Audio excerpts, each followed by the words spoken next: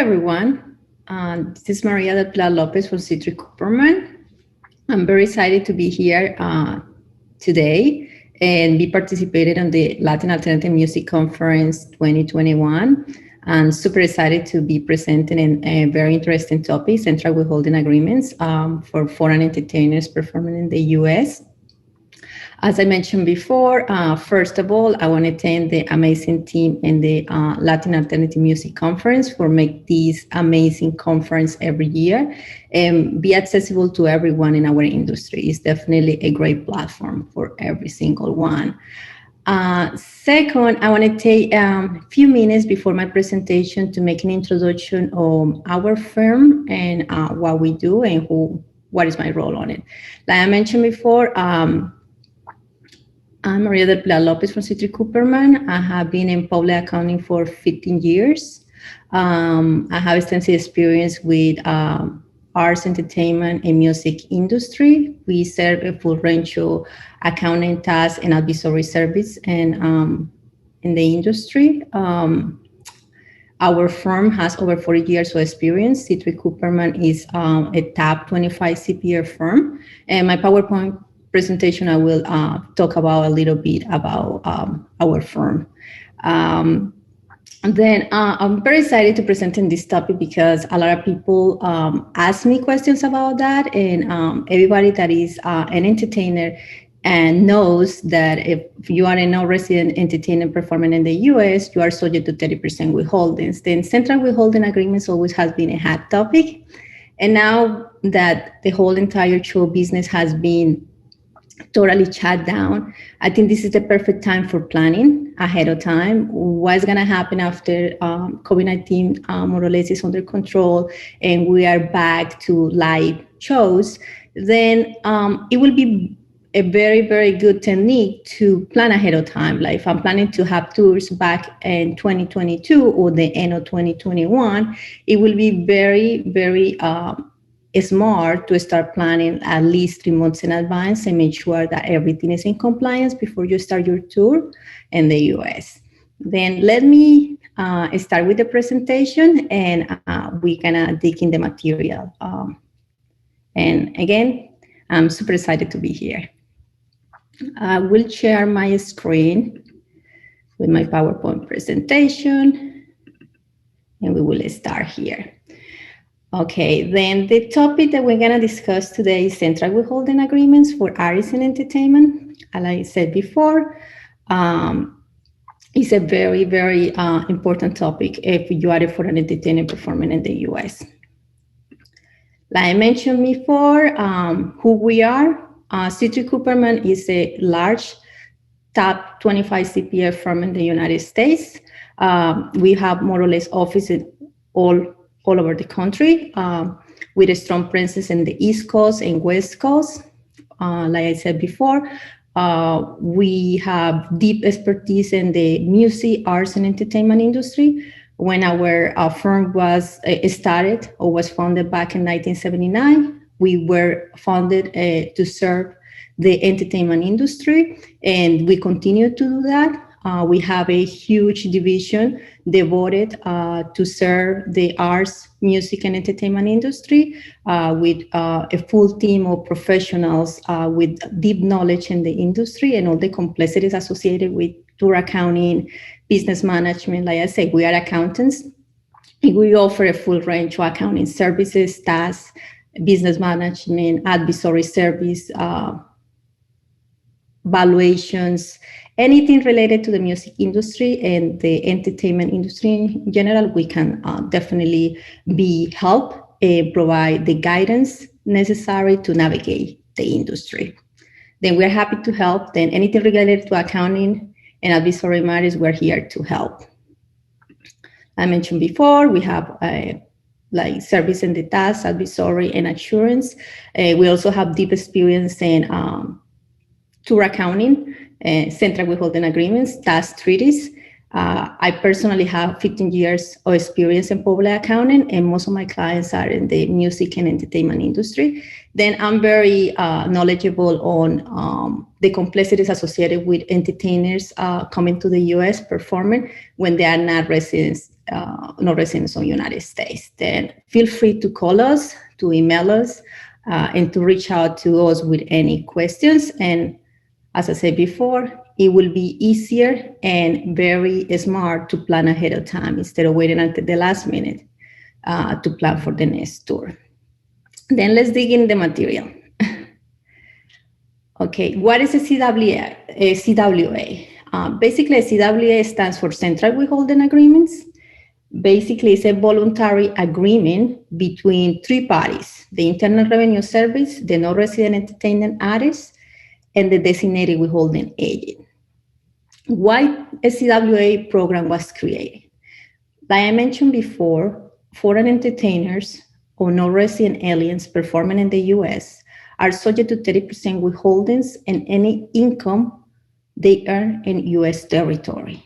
You have a foreign entertainer performing in the U.S., all the venues and promoters are required to withhold 30% of gross income, or it can be quite devastating for cash flow issues.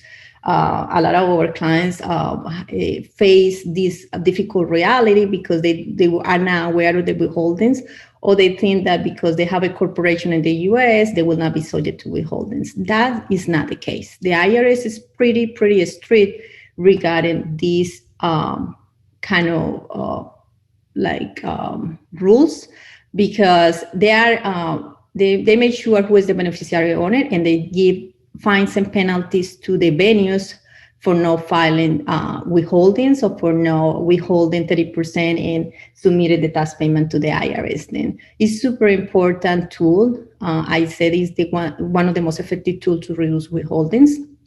Then if you are a foreign entertainer, you definitely have to use this tool to reduce the 30% withholding. And the way CWAs work is that the tax is not going to be totally eliminated, but it will be reduced to a gradual rate based on the projected net income instead of gross revenue.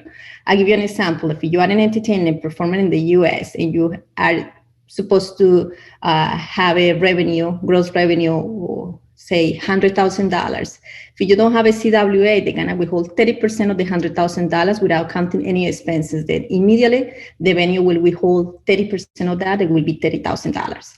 And it will be significant cut in your actual revenue.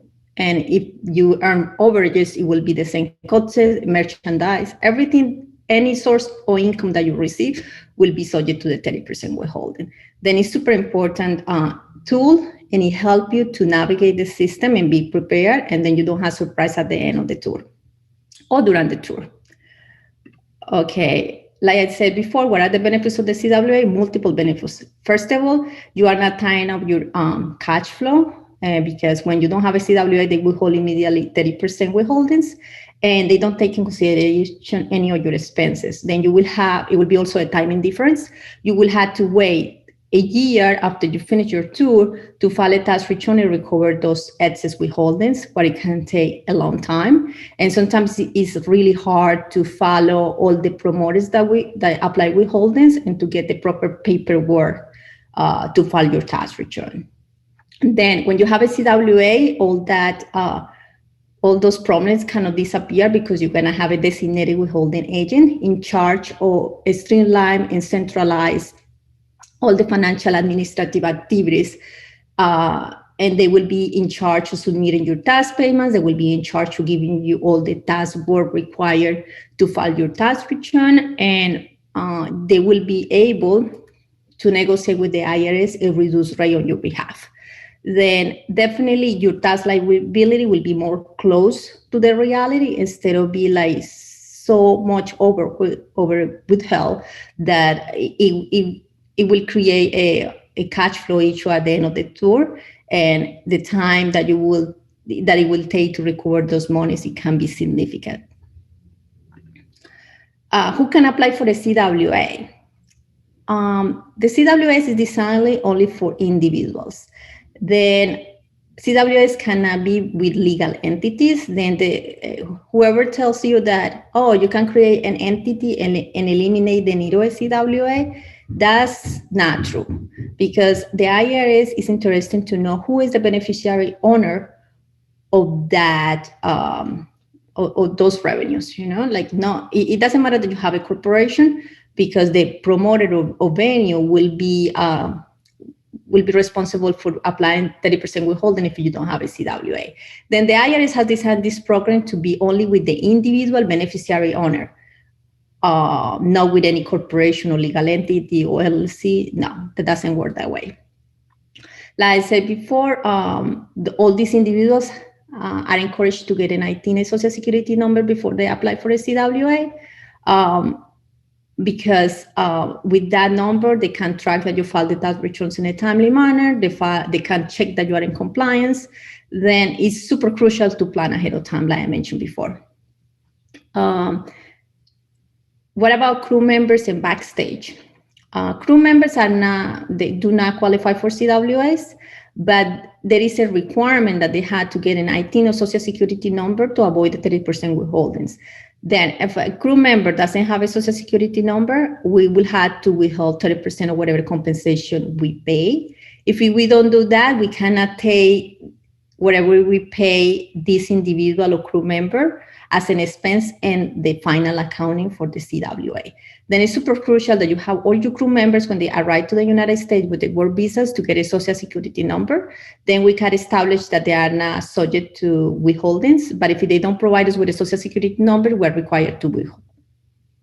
Okay. When should you apply for a CWA? This is a very important question. And I usually, we always wait until the last minute to take care of important matters sometimes.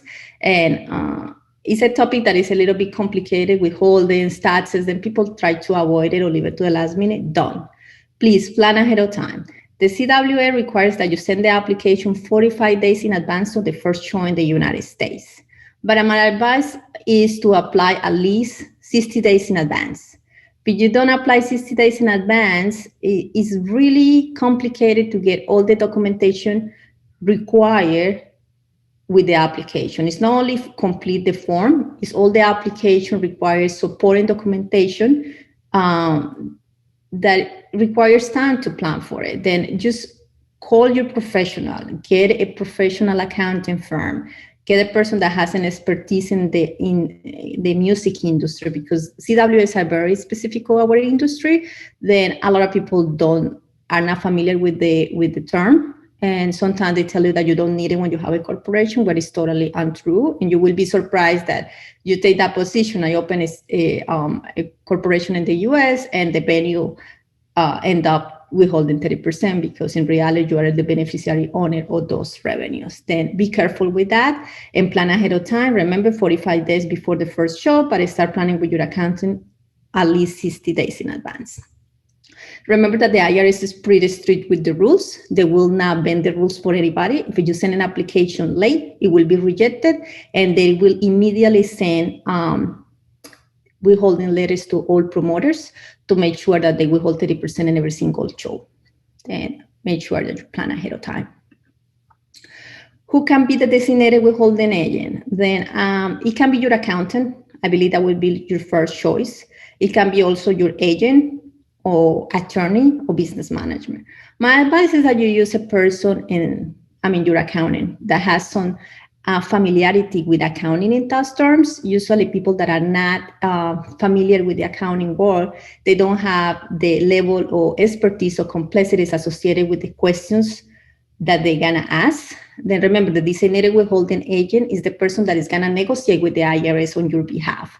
Then it's crucial that you have a person that is savvy and has the knowledge of the industry, and it has the knowledge of accounting and financial terms, budgets, and has the expertise to provide the documentation and to negotiate with the IRS on your behalf. Then my advice is either have your business manager or your accountant to take care of this. What is the role of the designated withholding agent? The designated withholding agent, like I said before, is the person that negotiates on your behalf with the IRS. There's the person that speaks to the agent regarding the application and the budget. Remember that the application requires a budget, reporting all the projected income and expenses and projected net income. And the IRS will ask the designated withholding agent questions about the budget, specifically expenses and some items regarding revenue. Then they want to make sure that we include all the revenue. They also are responsible to provide, once the CWA is approved, they are responsible to submit all the tax payments to the IRS.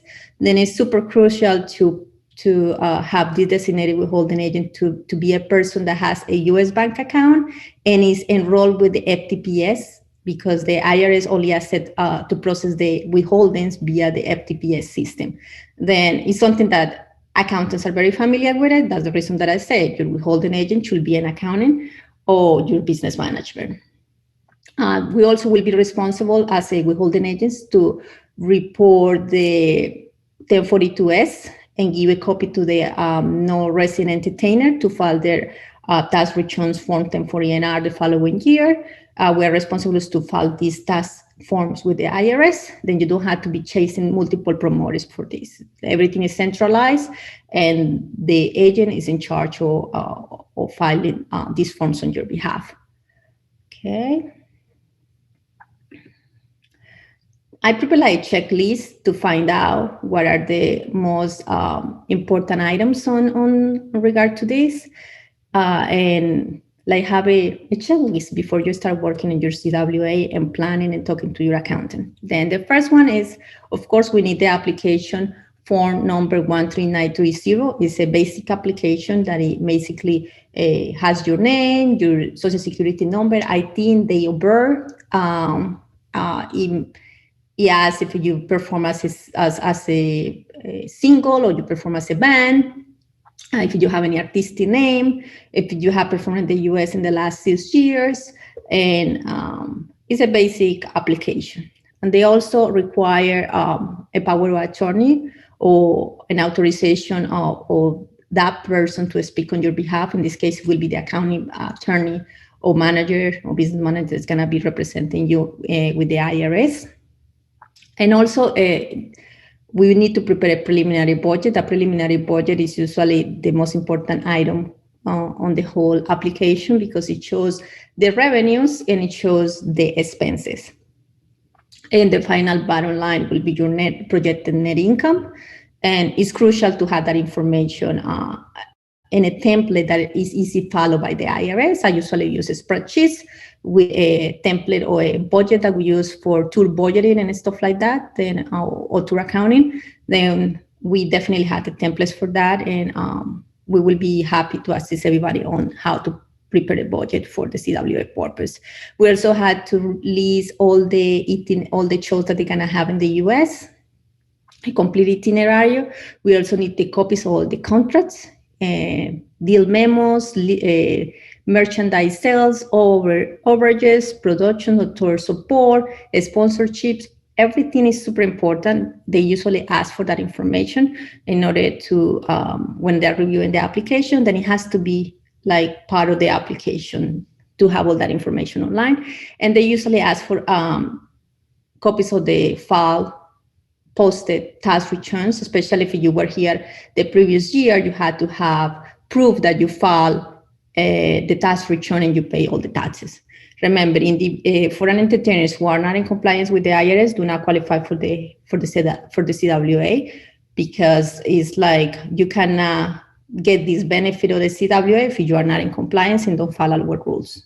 It's a requirement, and when you sign the CWA, it's a requirement that you had to file a tax return the following year.